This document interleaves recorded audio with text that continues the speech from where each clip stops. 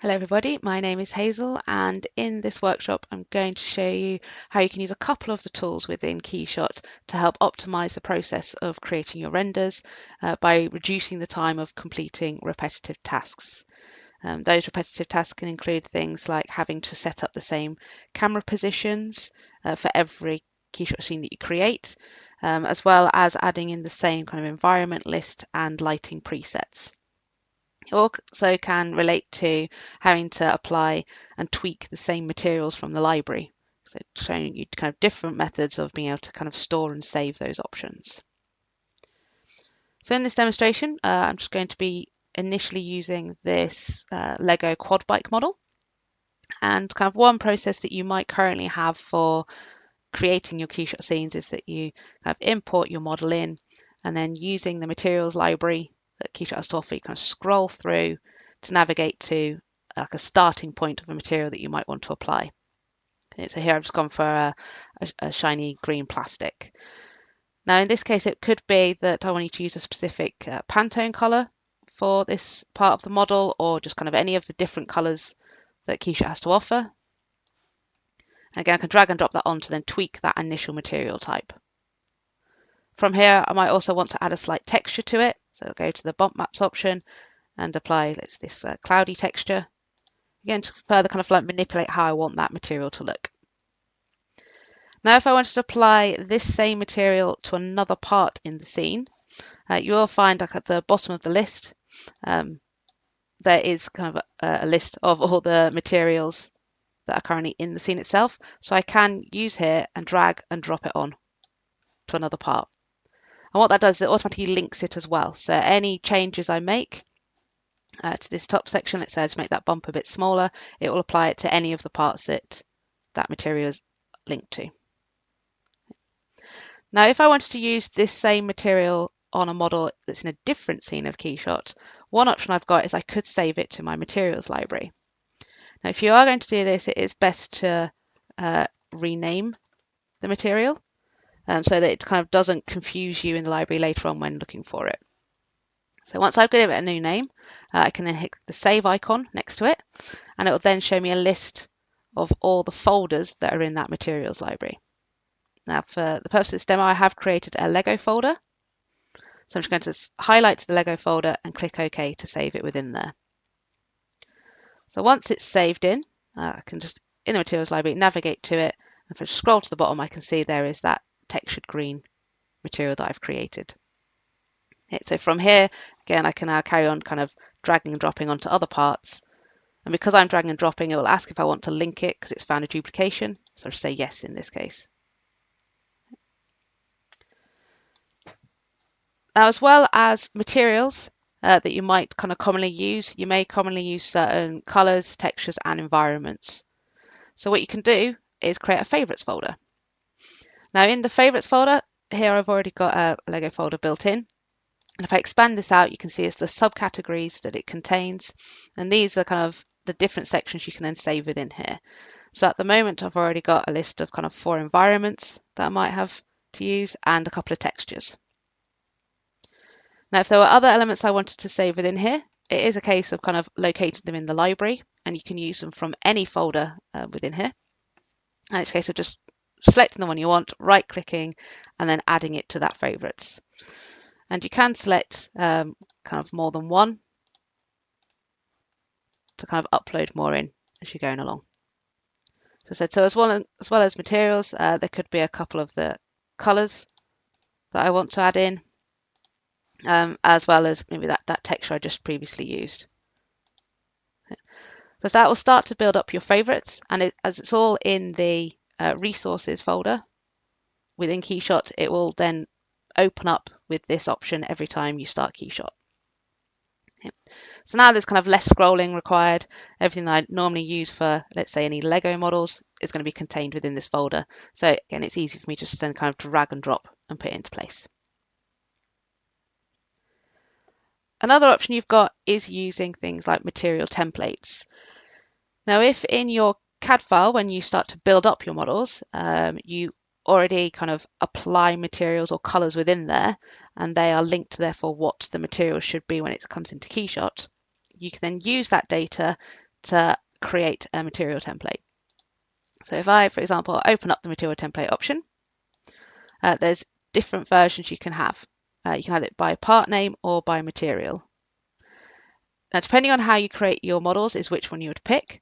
So for example, if when building models, you'll have standard part names, so a bolt is a bolt, for example, you then might create a material template that is then linked to that name.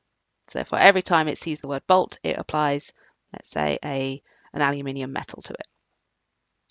The more common option is using the material value, and that's because most of the time when it comes to modeling, they may have a specific part number next to it. With the kind of material options, I'll just give this one a name. When it comes to creating what the rules are, it's looking at the material names. So when it first comes in, you'll find that there should be an RGB value attached to them all. And they're the kind of source names that you'd want to use. When adding them into the material template, click on the plus symbol and make sure you use the asterisk symbol as a wildcard. So therefore, the software looks for anything that, in this case, has those 000 values in. Once you've typed in what the source data is, you can then kind of go through your material list and kind of drag and drop those material options on there.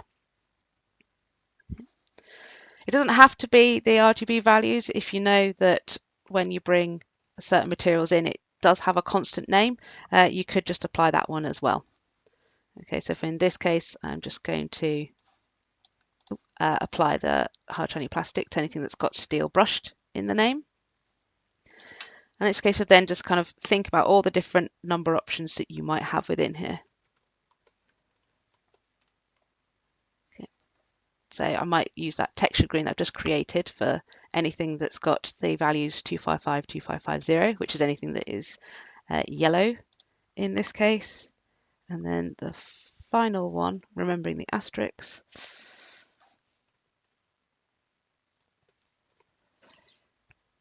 I'll just apply a light grey material to it. Okay. So as you build up your material template, afterwards you can then hit apply and then say to scene, and it will update the materials in the scene. Now you can see the majority of that model has now changed, and you might have seen that the materials list suddenly shortened, and that's because they're all now kind of linked together as well. There might be the odd material type in there that hasn't updated, and that's just because those values do not link to anything that is in the list. As you see, there was no warning messages or anything, so it's quite happy just to find the materials it can and apply what it can.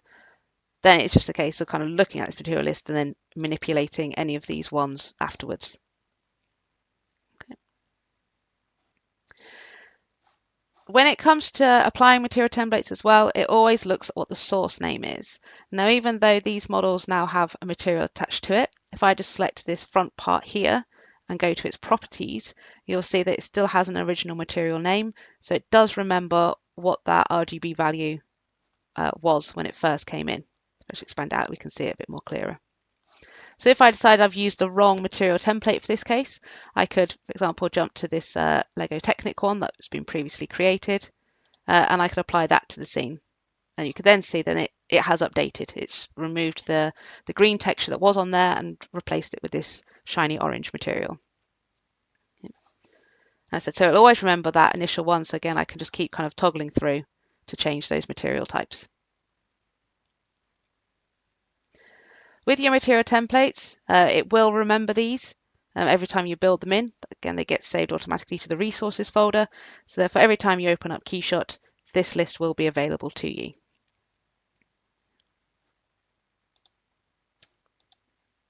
Okay, so as mentioned, there are other repetitive tasks that you might find you're constantly doing every time you build a scene. One of those might be cameras. So it could be a case of kind of marketing purposes, you always need to have certain camera angles in place. So every time you create your scenes, you've got to go through and build these up. So you may need something from like a front angle, you might need a side view, and most commonly is like a sort of angled hero shot. Okay. Now, depending on kind of what position you want, these may have to be a bit more kind of accurate to just me dragging and dropping, but it's something that is a repetitive task every time you start a new scene. Similar to the cameras could be environments. You may have like a standard list of environments that has to be used within there, rather than just a startup BIP. And rather than having to kind of scroll and find it, it would be nice if it was just there on the initial startup scene for you.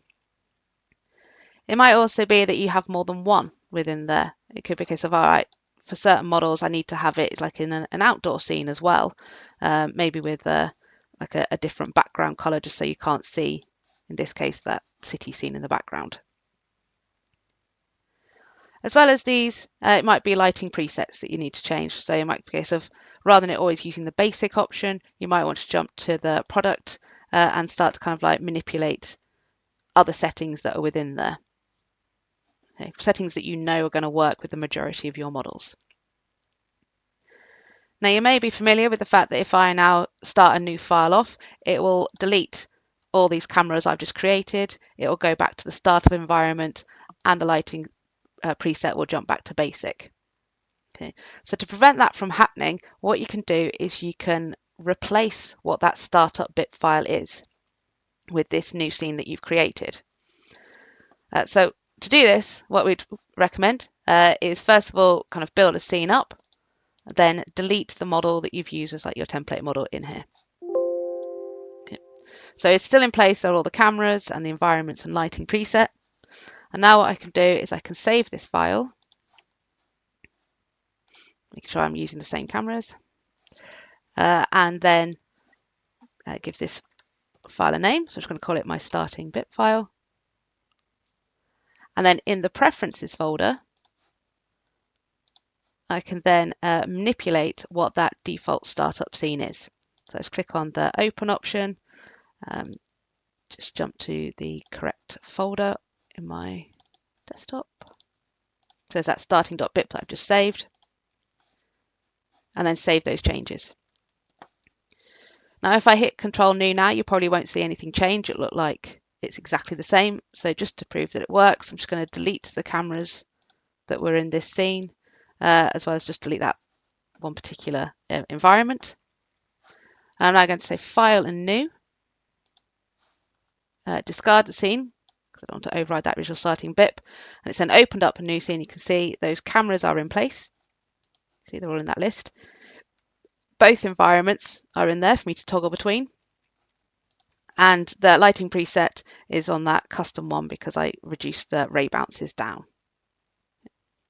So now it's just a case of I can then import any of my models, and I've got that initial setup already in place. Okay, so for example, if I just click on Import Now, I'm just going to bring in a new model. And for this one, I just need to just double check the import options. You can see all the settings that kind of within here. And then another key one is under the materials and structure. I can actually specify that I want to use a certain material template. So here's the list of the ones that we saw earlier on, the two that I previously created and the one I've just built now. So if I leave it on the kind of Lego metal option and then import that in, you'll find that as KeyShot is importing the model, not only is it now kind of looking at the geometry and the colors that you've applied in the CAD package, it is then linking those colors and those RGB values to everything that's been specified in the material template. It will then apply those materials, for kind of reducing that initial repetitive task of searching for the materials, applying and tweaking.